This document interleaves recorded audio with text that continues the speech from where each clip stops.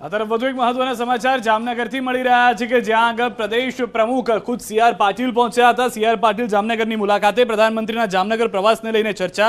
સાંસદ, જિલ્લા પ્રમુખ, શહેર પ્રમુખ હાજર રહ્યા છે। હાલરની 7 બેઠક ભાજપ જીતશે તેવો પાટીલે દાવો કર્યો છે। 28મીએ પીએમની જામનગરમાં ચૂંટણી સભા। પીએમના આગમન પહેલા જામનગરમાં ભારે ઉત્સાહ। અમને એવું લાગે છે કે અમે આ જિલ્લાની અને પૂનમબેનના વિસ્તારની 7 જે સીટ છે એ 7 સીટો જીતવા માટે કાર્યકર્તાઓએ કમર કસી છે અને ખૂબ સારું પરિણામ એમાં મળશે એવી અમને અપેક્ષા છે। સહજતાથી એ ભાગ લઈ શકે એટલા અંતર ઉપર આ સભા રાખવાનું આયોજન કર્યું છે અને ખૂબ મોટી સંખ્યામાં અહીં લોકો ઉપસ્થિત થાય એ પ્રમાણે એમણે આયોજન કર્યું છે।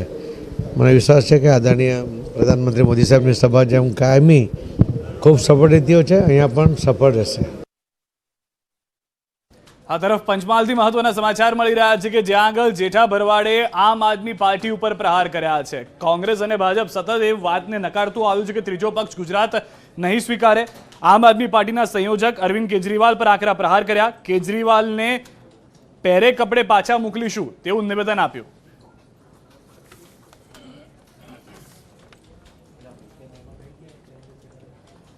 तो हम उनको दिल्ली वापस ऐसे जैसे आया है पहले कपड़े ऐसे कपड़े पहन के वापस भेज देंगे।